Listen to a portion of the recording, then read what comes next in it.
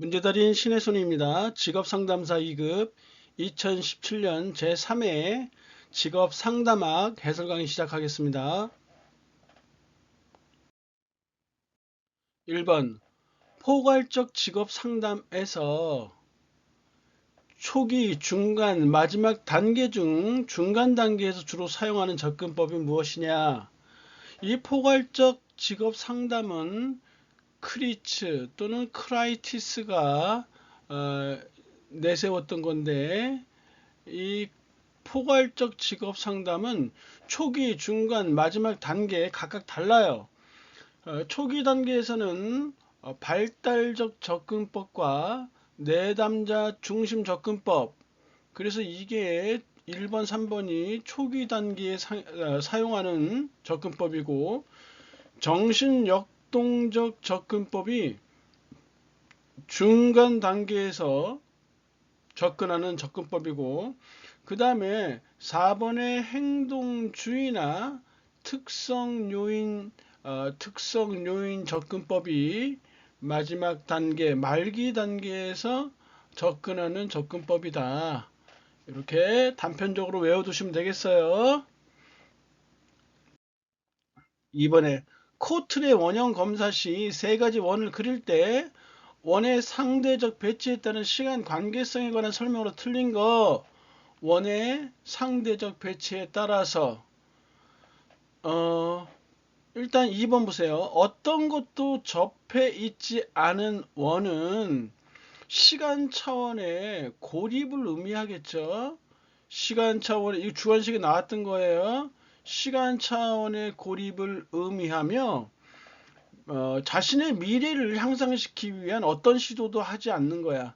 자신의 미래를 향상시키기 위한, 미래 향상을 위한 어떠한 시도도 하지 않는다. 이게 바로 어떤 것도 접해 있지 않은 원의 특성이에요.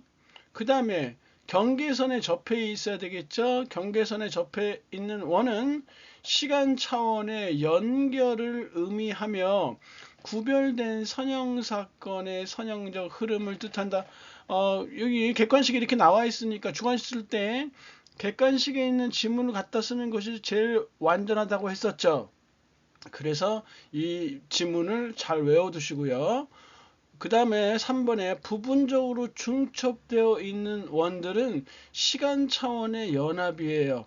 아무것도 접해 있지 않는 것은 고립, 경계선에 접해 있는 건 연결, 부분적으로 중첩된 것은 시간 차원의 연합이다. 이 의미는 뭐냐면 과거가 현재, 과거가 현재, 그리고 현재가 미래, 현재가 미래에 영향을 미친다는 점을 나타낸다.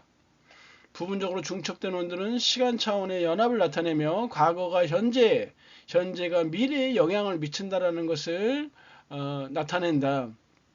완전히 중첩된 원, 시간 차원의 통합을 의미한다. 이 의미는 오로지 현재에서 과거를 기억하고 미래를 예측한다라는 점을 나타낸다. 오로지 현재에서 과거를 기억하고, 현재 중심이에요. 미래를 예측한다는 점을 나타낸다. 중요한 문제니까 잘 알아두시고요. 답은 2번이네요. 3번. 6개의 생각하는 모자. Six thinking hats 이렇게 나와 있는데, 이거 한번 했었죠? 어떻게 외웠죠? 흑, 백, 기억 받침 들어가는 거예요. 흑, 백, 적, 녹, 그 다음에 청황, 이응 들어가는 거 이렇게 외웠다. 그래서 1번에 낙관적이면 모든 일이 잘 될 거라고 생각하는 거, 요거 황색이다. 이렇게.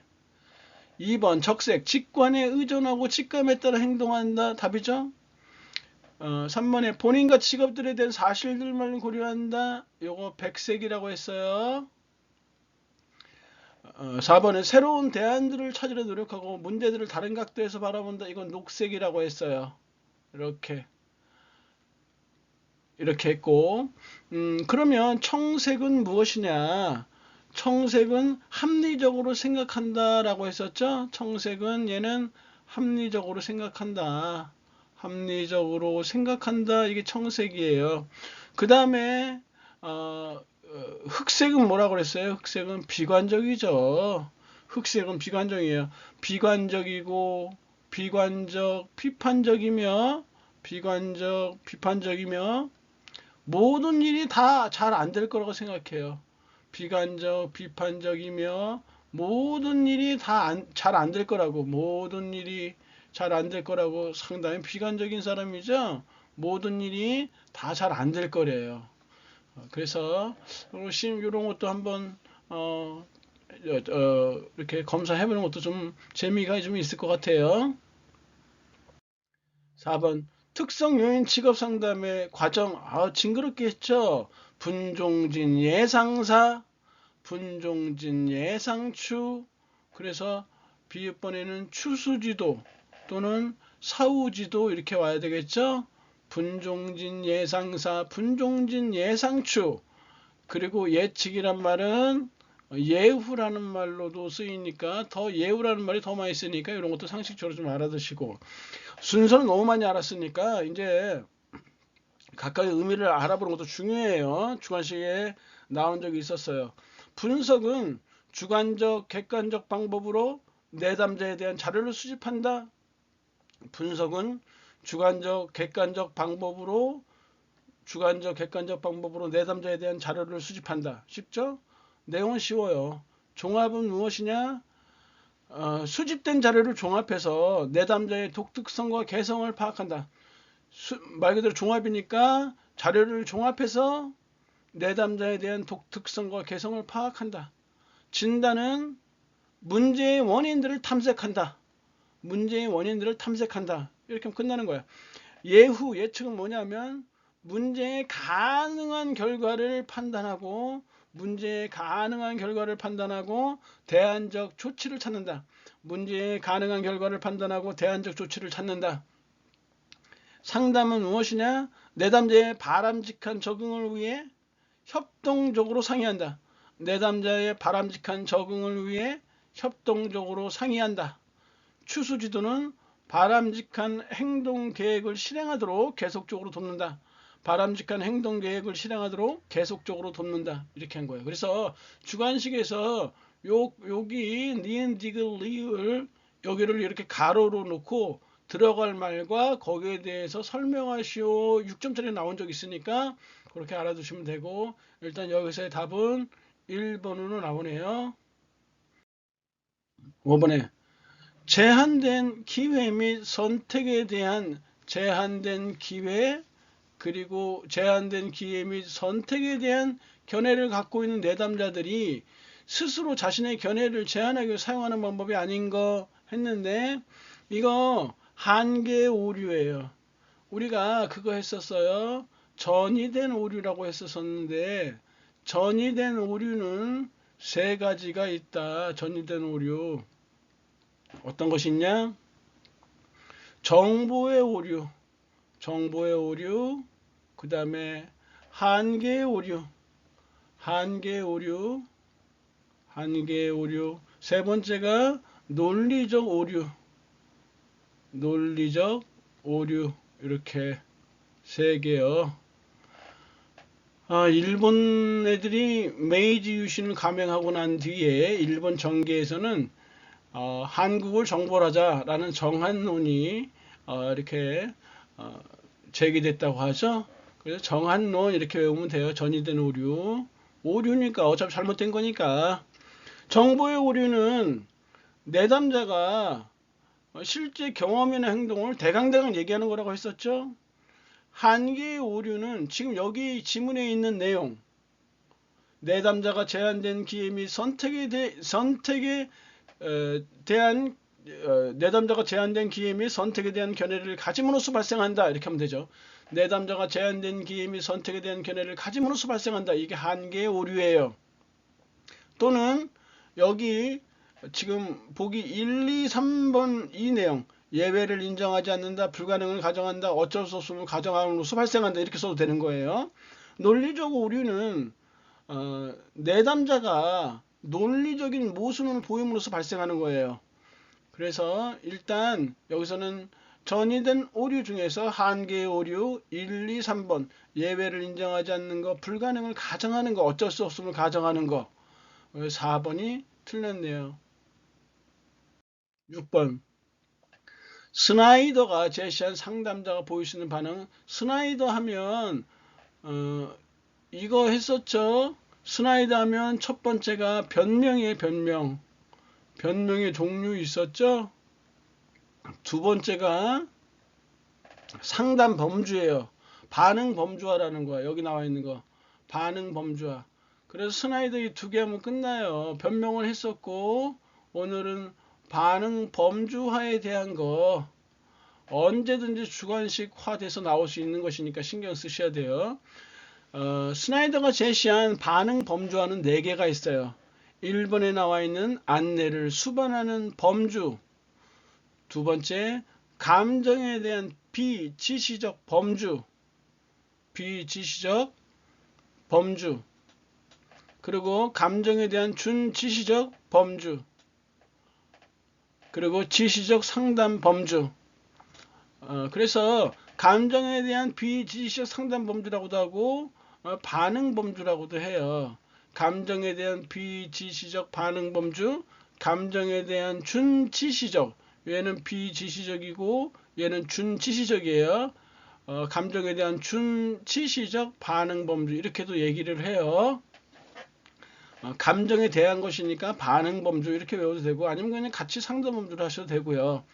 안내를 수반하는 범주. 안내를 수반하는 범주는 얘는 면접의 방향을 결정짓는 범주예요. 안내니까 면접 방향을 결정짓는 범주다. 면접의 방향을 결정짓는 범주이다. 하고 감정에 대한 그 비지시적 상담 범주는 뭐냐면 내담자가 표현하는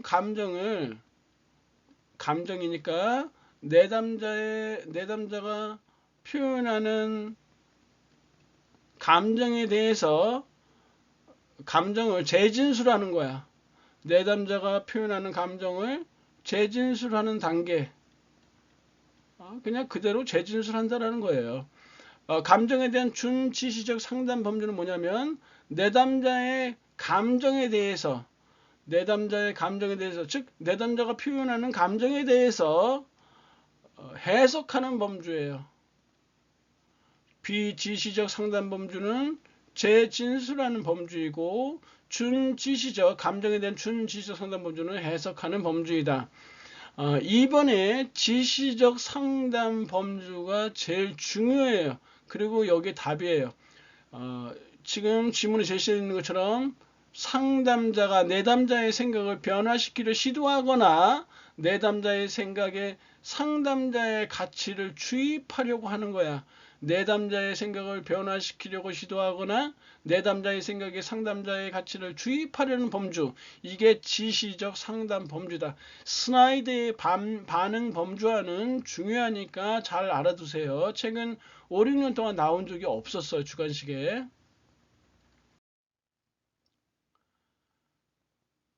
7번 내담자 중심 상담 이론의 특징이 아니고 내담자 중심 이론하면 로저스를 생각하셔야죠. 로저스 일공무에 대해서 한 적이 있었다. 로저스 하면 일공무죠.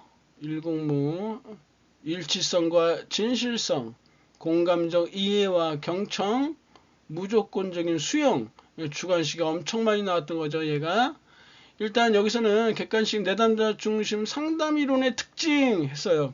1번 동일한 상담 원리를 정상적인 상태에 있는 사람이나 정신적으로 부정상 상태에 있는 사람 모두에게 적용한다. 맞는 거예요. 2번 자주 나오는 질문들이에요. 1번, 2번 이런 거. 상담은 모든 건설적인 대인관계 실제 사례 중 단지 하나에 불과하다. 많이 나오기 때문에 제가 읽어드리는 거예요. 3번은 틀렸어요. 실험에 기초한 귀납적 접근 방법이다. 이거 행동주의적 상담 이론에 해당돼야 돼요. 행동주의적 상담 이론에 해당되어진다. 4번에 상담의 과정과 결과에 대한 연구조사를 통해서 개발되어 왔다. 이렇게 해서 내담자 중심 상담 이론의 특징 이렇게 나와 있는데 주관식에서 6개 정도는 알고 가야 되잖아요. 주관식에 나올 걸 대비해서. 그 네 번째 역시 많이 나오는 내용 중에 하나가 뭐냐면 기법보다는 내담자 중심이니까 기법보다는 태도를 강조한다. 이렇게 알아두시고요. 그 다음에 5번째는 지적인 면보다는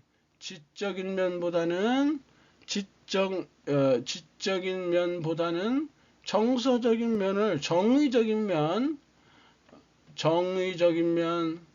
감정적인 거죠. 정서적인 면 이래 되고요. 정의적인 면을 중시한다. 이렇게 하면 되고, 그 다음에 마지막으로 내담자 중심이니까 상담자와 내담자의 관계 형성을 중시한다. 상담자와 내담자의 관계 형성 중요하다. 관계 형성을 중시한다. 이래도 돼요. 관계 형성을 중시한다. 이렇게 쓰시면 돼요. 그래서 이렇게 6개 정도만 알고 있으면 주관식 대비에서도 완전히 끝난 거죠. 8번 개인주의 상담하면 아들러예요. 허구적 최종 목적론이에요. 허구적 최종 목적론. 이 뜻을 알고 계셔야 돼요. 이 뜻의 의미는 뭐냐면 보기 3번에 나와 있어요. 3번 인간은 현실적으로 전혀 실현 불가능한 많은 가공적인 생각에 의해서 살아가고 있다. 이런 거죠. 그죠? 가만히 생각해 보면 맞는 얘기예요. 1번 보세요. 인간의 행동을 유도하는 상상된 중심 목표를 설명하기 위한 것이다. 그 다음에 허구나 이상이 현실을 보다 효과적으로 움직인다. 이렇게. 그러면 4번이 배치가 돼요. 인간의 행동은 미래에 대한 기대에 의해 좌우되는 건 과거 경험에 의해서 아니에요. 미래에 대한 기대가 과거의 경험에 의해서 좌우된다기보다는 미래에 대한 기대로 인해서 더 많이 움직인다. 바뀌어 있어야 되겠죠. 그래서 4번이 틀렸네요. 9번 행동주의 상담 기법 불안에 대해서 역제지라고 했었죠. 불안에 대해서 역제지, 불안 감소 기법들이 여기에 해당되어져요. 근데 특히나 대인관계 측면에서 해당된다라는 거는 주장 훈련이에요. 이렇게 쉽게 답되고요. 모델링은 사회적 모델링이니까 이건 학습 촉진 기법이죠. 틀렸어요.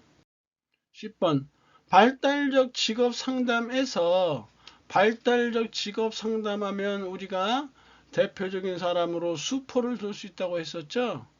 그래서 수포하면 발달적 직업 상담 과정 6단계 문심자 현태희 생각하셔야 돼요. 여기서는 직업 정보가 갖춰야 될 좀 이질적인 문제가 나왔어요.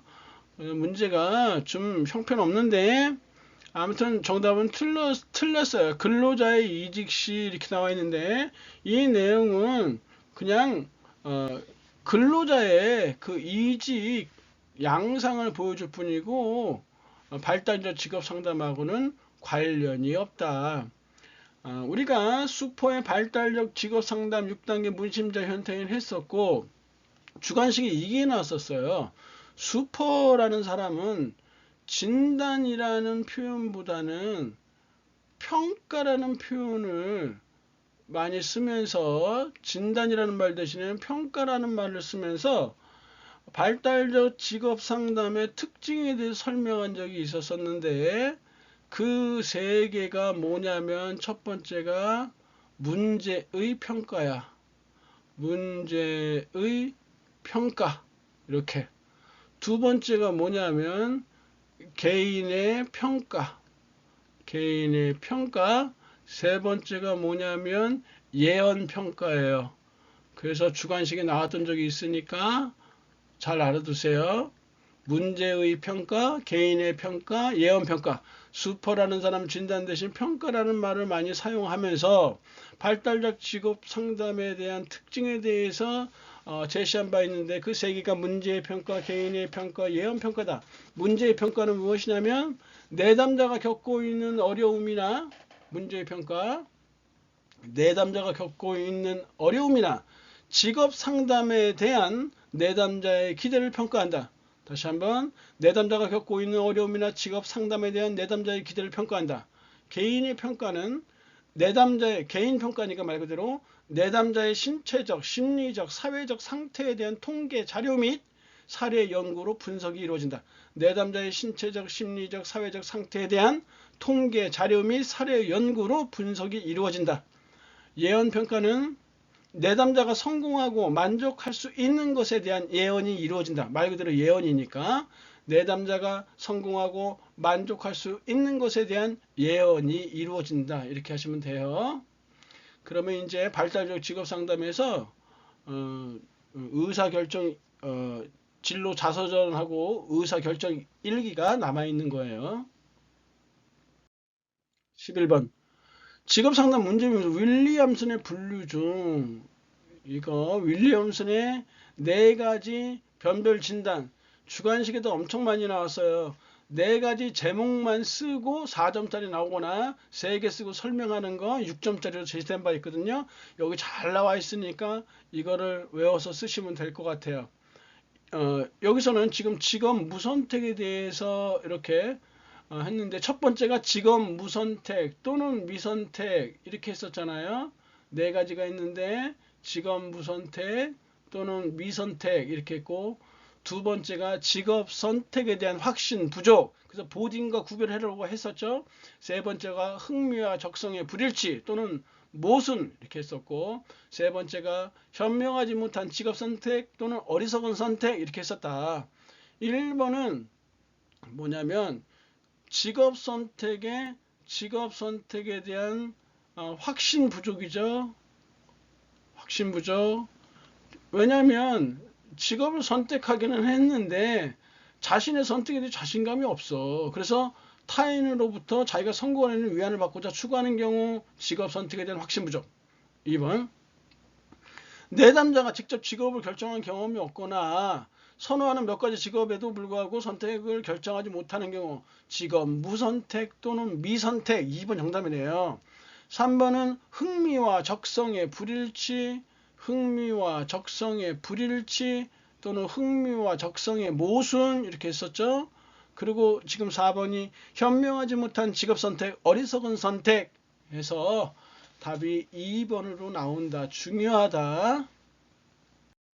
12번 직업 상담 시 흥미 사정의 목적 했었죠. 이것도 흥미 사정의 기법 하면 슈퍼의 표조조 표조조죠. 흥미 사정의 기법 하면 표조조예요. 표현된 흥미, 조작된 흥미, 조사된 흥미.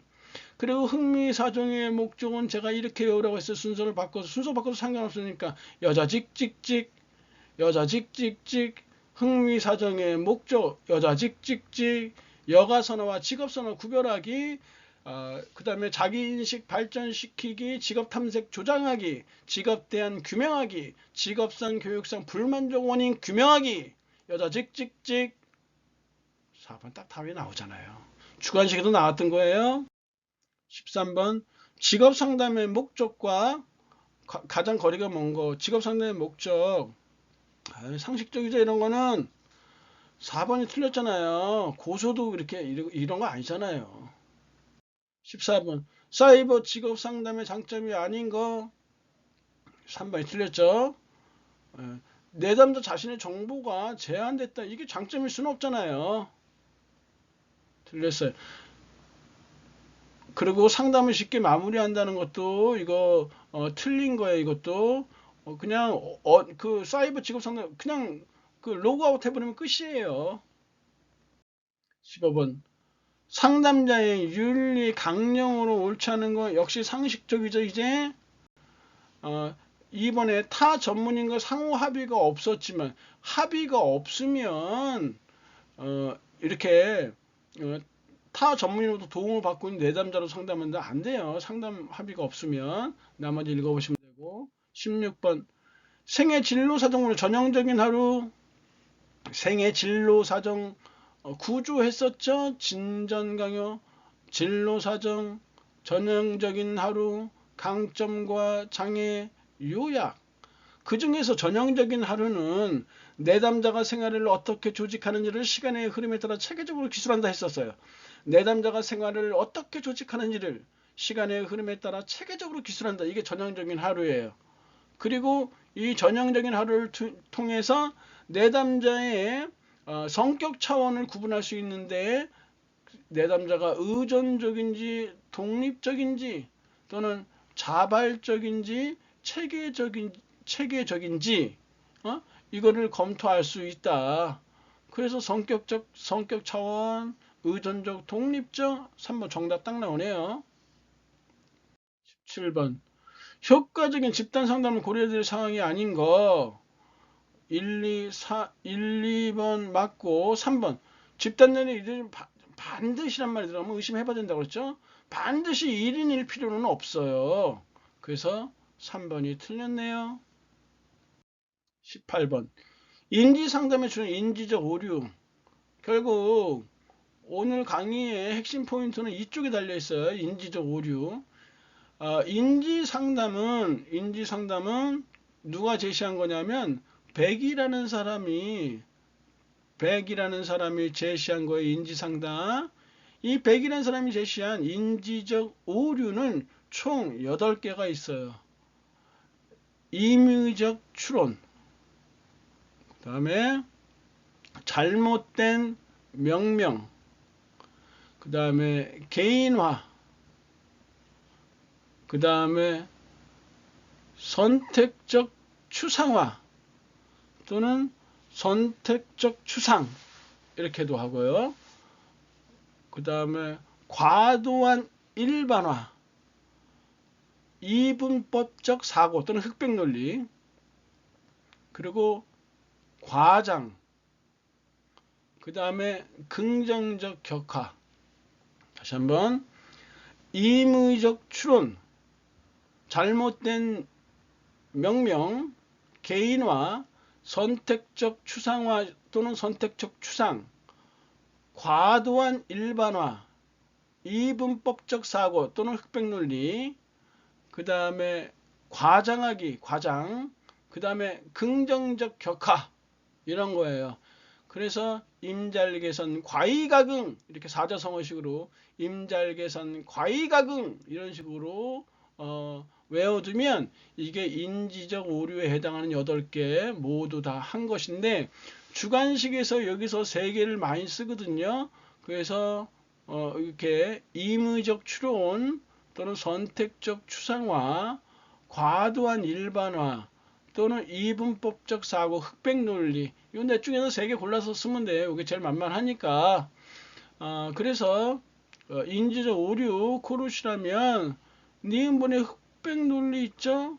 임의적 추론 있죠? 선택적 추상화 있죠? 니은, 리을, 미음 4번 정답이에요.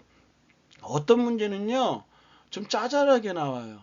뭐냐면 이 선택적 추상화 또는 선택적 추상을 선택적 추론 이런 식으로 해놓고 이게 틀렸다고 하는데, 문제 이거 야삽한 문제. 아무튼 이거 안 돼요. 선택적 추상화 또는 선택적 추상이고, 그리고 임의적 추론이에요. 이렇게. 그리고 이것에 대한 주관식 표현들은 다음에 기회 있을 때 한번 해볼게요. 주관식에 나왔던 거기 때문에요. 그리고 오늘은 여기서 인지 치료의 상담 기법에 인지상담의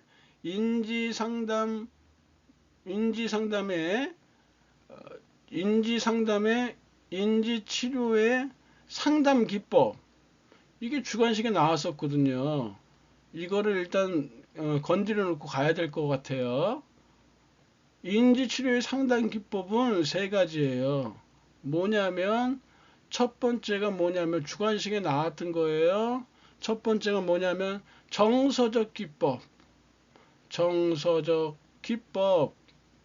두 번째가 언어적 기법이에요. 언어적 기법. 언어적 기법. 세 번째가 행동적 기법이죠. 행동적 기법이다. 이렇게 알아두시면 되겠고요. 정서적 기법이란 건 무엇이냐면 정서 경험 이야기하기, 심상 기법, 역할 연기 등을 통해 내담자의 자동적 사고를 파악한다. 내담자의 자동적 사고를 파악한다. 내담자의 자동적 사고를 파악한다. 다시 한번 정서 경험 이야기하기, 심상기법, 정서 경험 이야기하기, 그리고 심상기법, 그리고 역할 연기 등을 통해 내담자의 자동적 사고를 파악한다. 이렇게 하시면 되고, 언어적 기법은 소크라테스식 질문을 통해 내담자로 하여금 자동적 사고의 타당성을 평가한다. 이렇게 보시면 돼요.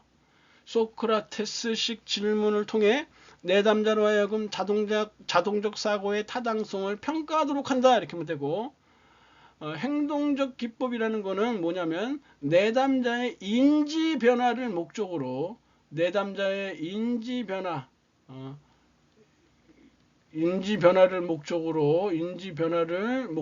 인지를 바꿀 생각으로 행동 실험을 수행한다.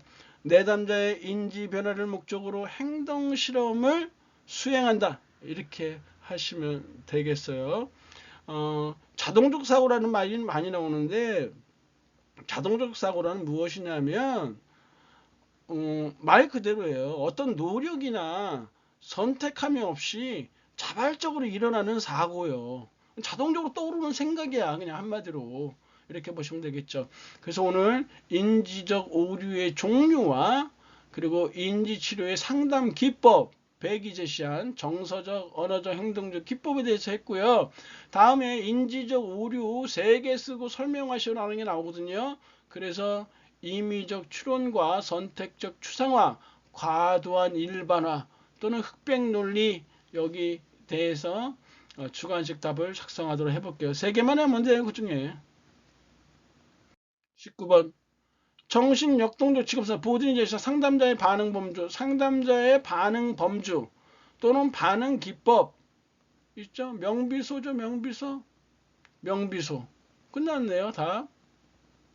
이거 주관식이 아직 안 나왔었다고 그러니까 주관식 위에서 명료화는 무엇이다? 내담자의 문제와 관련된 생각이 어떤 것인지 언어적 표현에 초점을 두고 요약해준다. 여러 차례 했었죠. 내담자의 문제와 관련된 생각이 어떤 것인지 언어적 표현에 초점을 두고 요약해준다. 이렇게 했어요. 비교는 뭐냐? 두 가지 이상의 주제들의 유사성이나 차이점을 분명하게 부각시키기 위해 대비시킨다. 두 가지 이상 주제들의 유사성이나 차이점들을 분명하게 부각시키기 위해 대비시킨다. 이렇게 했었어요. 소망방어 체계는 상담자는 내담자의 내적 동기 상태와 진로 결정 과정 사이의 관계를 내담자로 하여금 자각하도록 시도한다. 좀 어려워요. 상담자는 내담자의 내적 동기 상태와 진로 결정 과정 사이의 관계를 내담자로 하여금 자각하도록 시도한다. 그 예를 들어서 의대 다니던 가난한 집에서 태어나서 의대 다니던 학생이 있어요. 근데 어느 날 이 학생이 의대를 때려치고 건설 현장에 속된 말로 노가다를 일을 하고 있어요. 그래서 왜 그런가 봤더니 뒷바라지던 어머님이 병환이 나셔갖고 자기 공부를 포기하고 어머니 병원비를 대기 위해서 건설 현장에서 일하는 이 내담자. 그래서 그걸 잘 떠올리시고 상담자는 내담자의 내적 동기 상태와 진로 결정 과정 사이의 관계를 내담자로 하여금 자각하도록 시도한다. 염두에 두시기 바래요. 20번 초기 면담 주요 요소 중 내담자의 행동의 특정 측면을 검토해보고 수정하게 하며 통제하도록 도전하게 하는 것 직면이죠. 이렇게 계약은 아시고 감정이입은 뭐예요? 상담자로 하여금 길을 잃지 않으면서 내담자 세계를 경험할 수 있도록 하는 것이다. 상담자로 하여금 길을 잃지 않으면서 감정이입이니까 내담자와 같은 감정이 되도록 하는 건데, 감정이입이라는 것이 상담자로 하여금 길을 잃지 않으면서 내담자 세계를 경험할 수 있도록 한다. 이게 감정이입이에요. 리허설은 내담자에게 선정된 연습을 연습하거나 실천토록 함으로써 내담자가 계약을 실행하는 기회를 최대화하도록 하는 것이다. 내담자에게 선정된 행동을 연습하거나 실천토록 함으로써 내담자가 계약을 실행하는 기회를 최대화하도록 하는 것이다. 리허설 자체가 연습이니까. 강의 전에 고생하셨고요. 다음 시간에 뵙겠습니다. 감사합니다.